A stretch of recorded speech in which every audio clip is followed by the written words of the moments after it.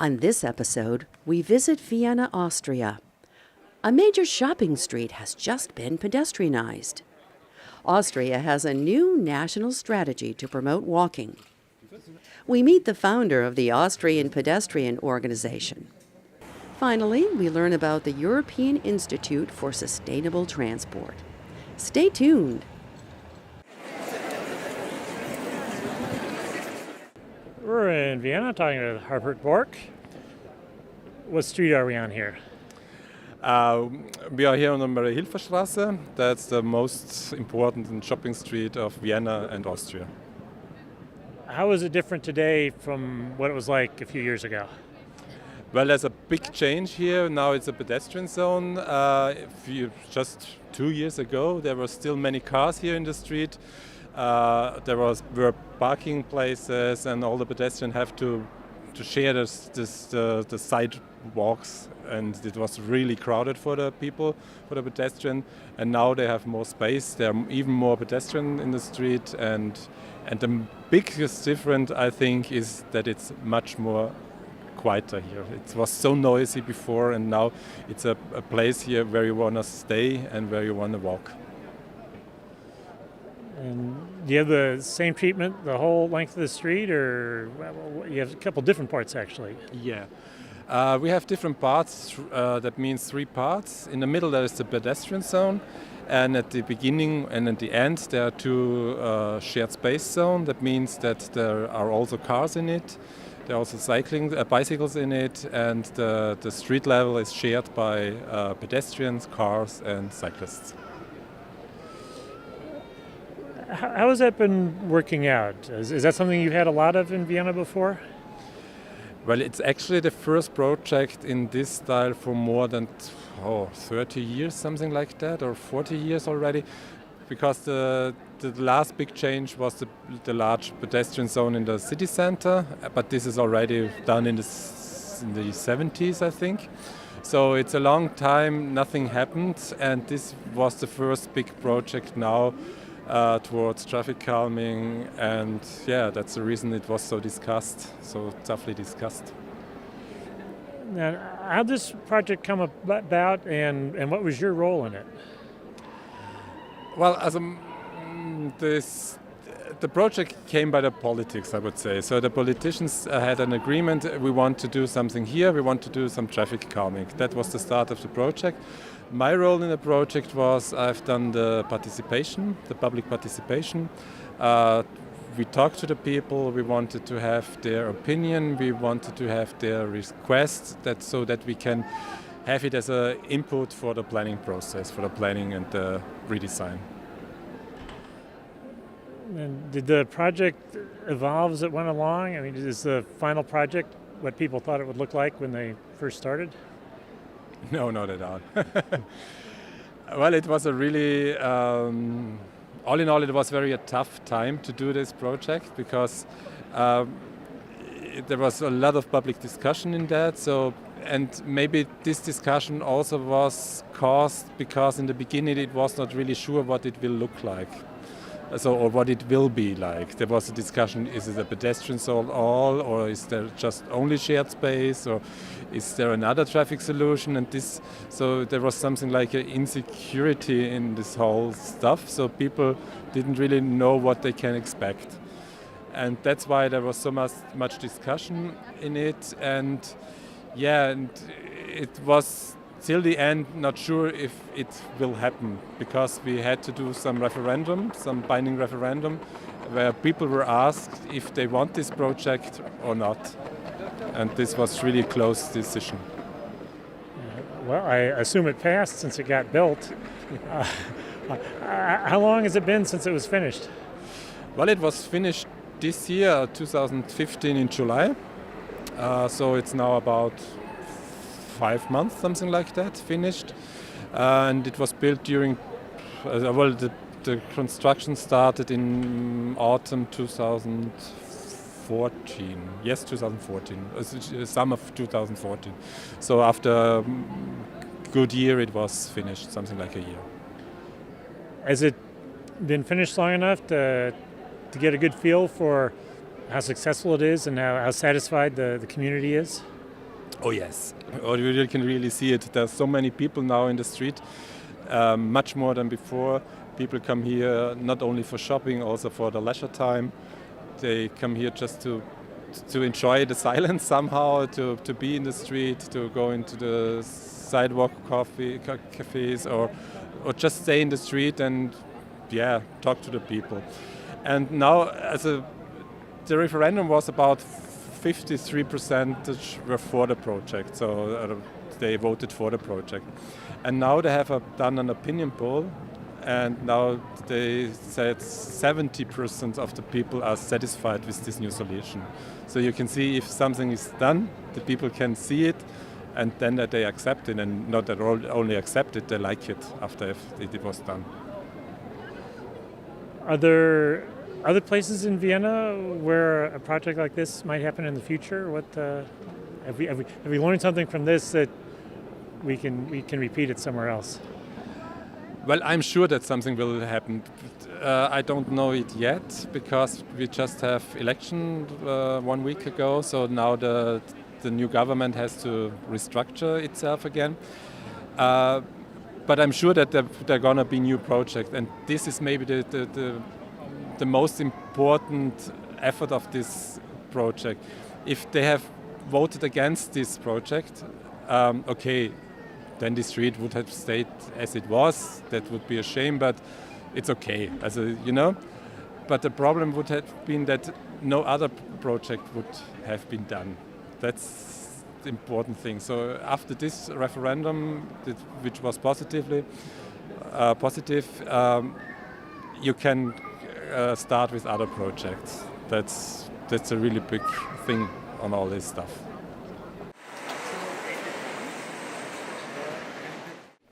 We're in Vienna talking with Robert Tyler. Who do you work for?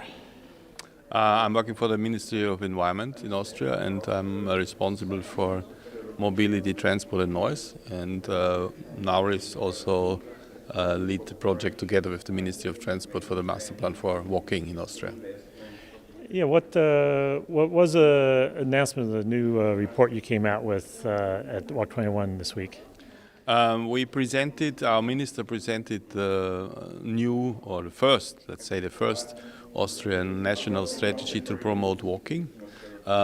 Together, it was a joint effort of Transport Ministry and Environment Ministry, and we tried to provide with this master plan a supportive framework on a national level to promote walking in our cities and in our regions. And it's a plan to motivate and also include then all important relevant actors for this exercise. That means the federal states, the cities, municipalities, but also NGOs and experts from the universities. The purpose is to establish walking again as an important transport mode. It has decreased the last years because of our structural changes everywhere in the world. In the industrialized countries, you can see this trend that trips getting longer, and that means that walking is decreasing. So we elaborated 10 fields of action where action should be done. On the national level, for example, to establish a coordination platform between the federal states, the national governments, ministries, and the cities, but also, on the other hand, to improve the pedestrian infrastructure. That's basic. And to include pedestrian traffic and the needs of walking, to improve walking also in our programs which we have on national level to promote mobility management. So we support cities and municipalities, but also companies when they develop and implement projects to reduce CO2, and that means also to walk more or to cycle more or to use more public transport.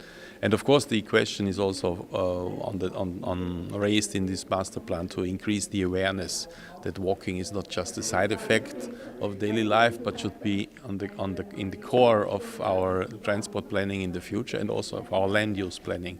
because we should have more mixed-use land use planning, shorter distances, and walking is in fact also very beneficial for the local economy because it's the basis for shopping malls and shopping streets.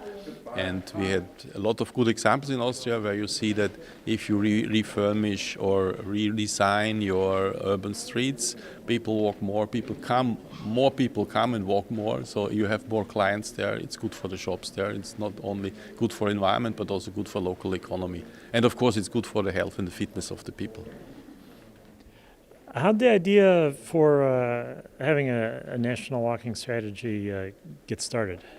It's based on our obligation to reduce greenhouse gas emissions and to increase the energy efficiency, and this is an EU-wide obligation, and we have in Austria also a Climate Act, the National Climate Act, and we have to, especially a specific challenge in the transport sector, because transport sector has one of the highest share of these greenhouse gas emissions, up to 28% in Austria, and we have to reduce this. And for that we need a bundle of measures. It's not only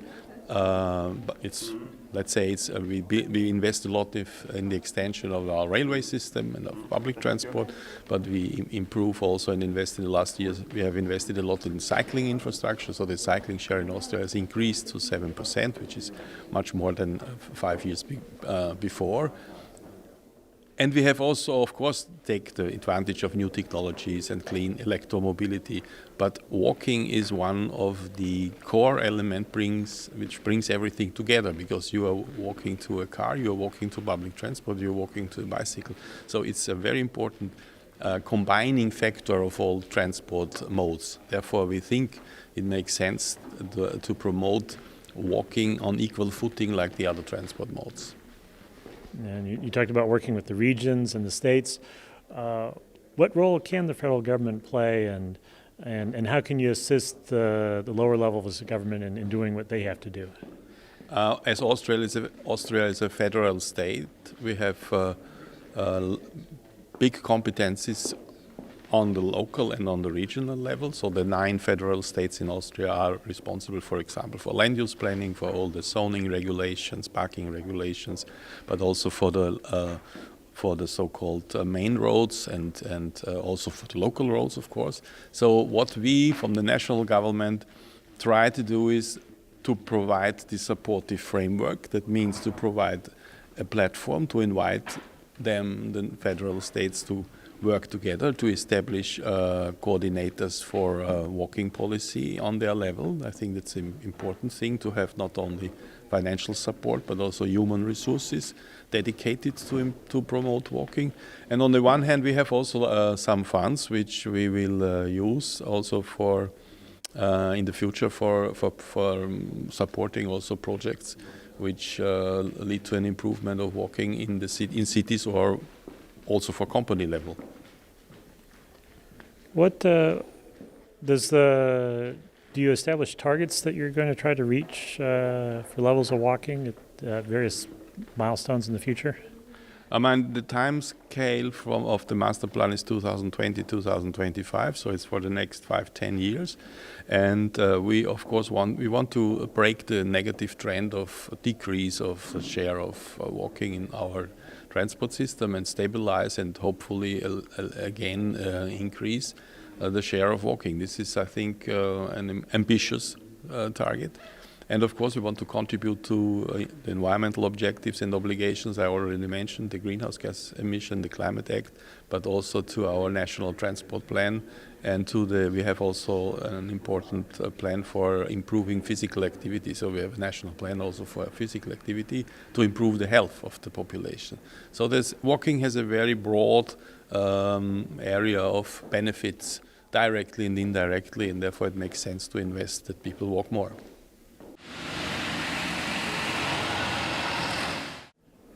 We're in Vienna talking with Dieter Schwab. What is your organization? It's called Walkspace, Austrian Federation of Pedestrians, and we are working for the campaigns and for better conditions for networks for pedestrians in Austria since the last 8 years. How did you get started? Yeah, it was from two sides. From Austria, my work was in this field, not only, but sometimes. And I had an international event. This was the Walk 21 conference exactly 10 years ago. And there they asked me, in Austria there is a white dot, Dieter, you should do something there. And that was from both sides, so just to make something. Now, you're for all of Austria rather than just Vienna. How do you work? As local or national? Or We are working on the national level for whole Austria.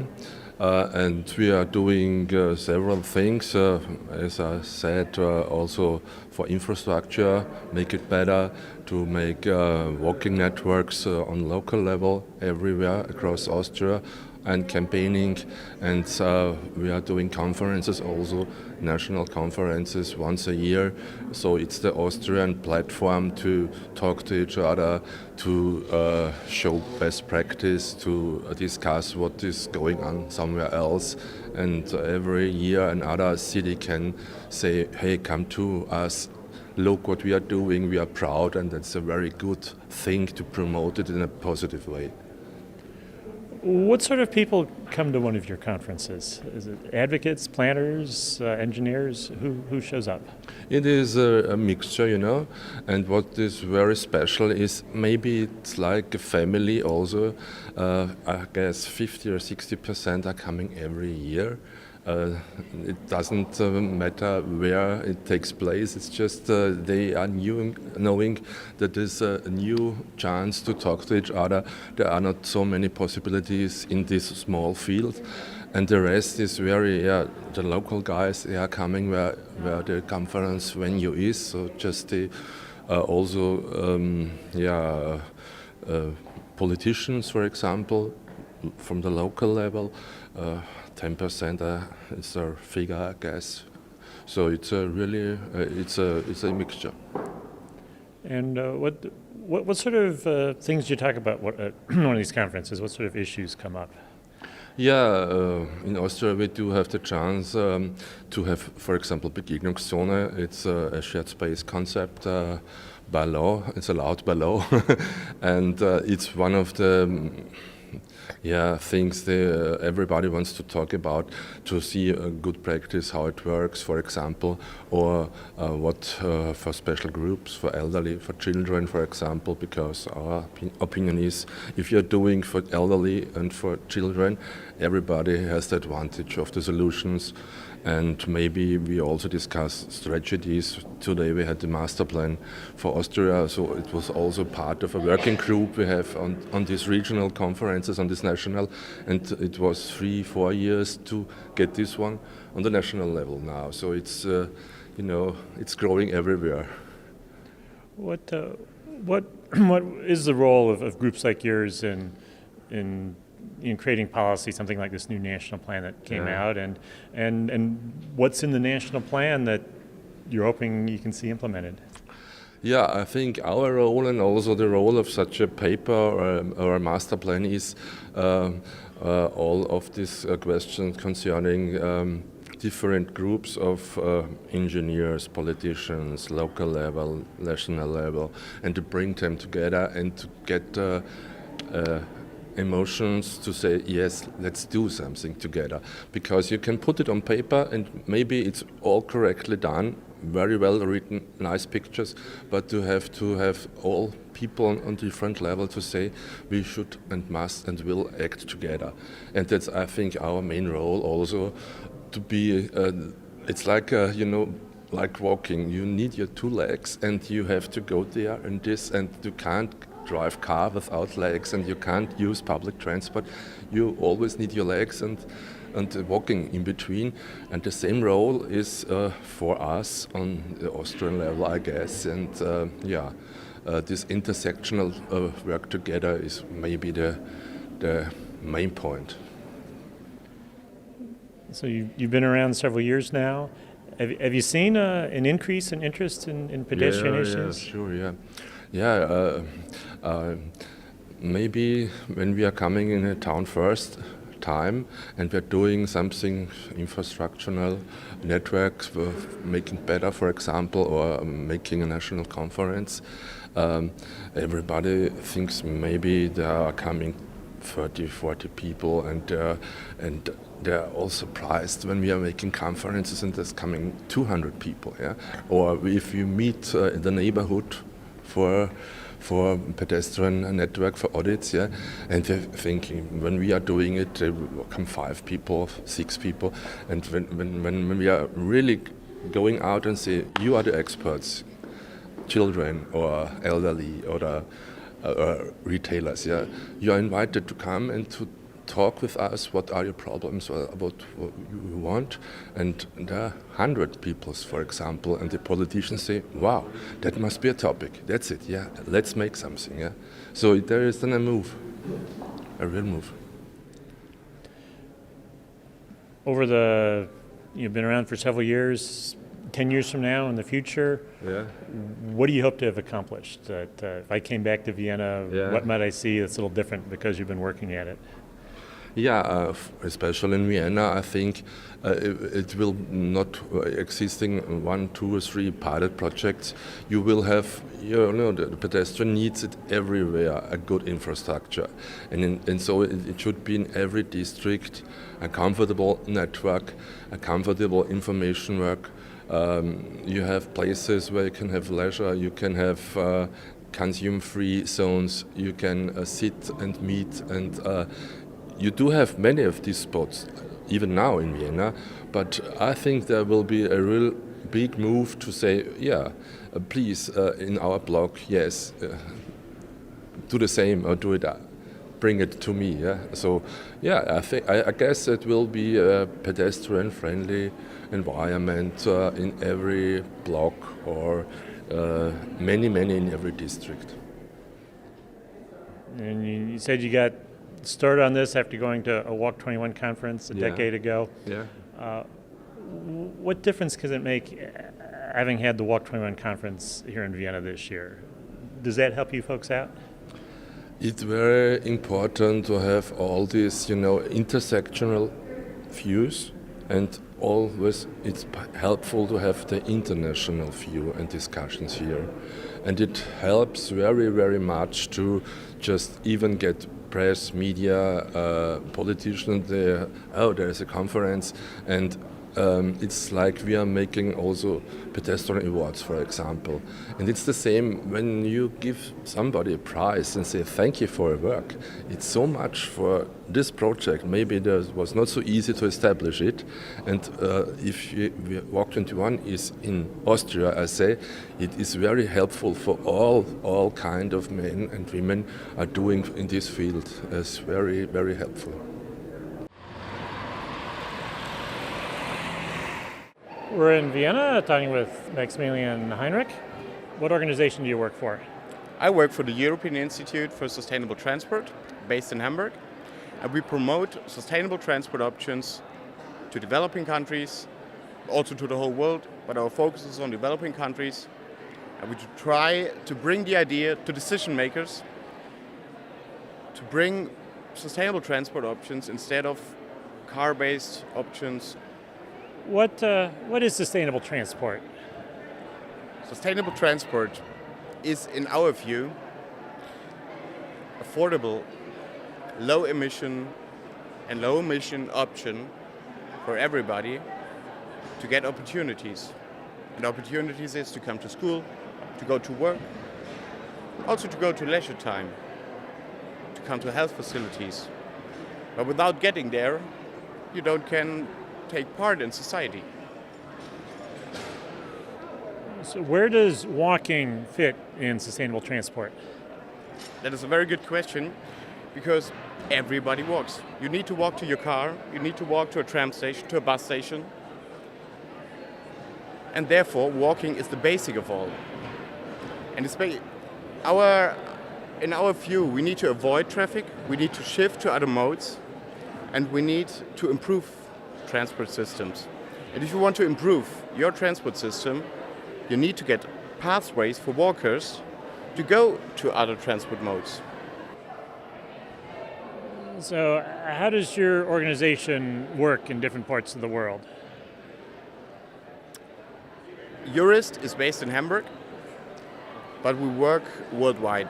We have many experts joining our team, sitting in different European cities like Sevilla or Brussels, and we bring ideas for sustainable transport options to the world. So we go to universities, we go to decision makers in other countries with focus on developing countries and have workshops, and we also bring people from one country to another.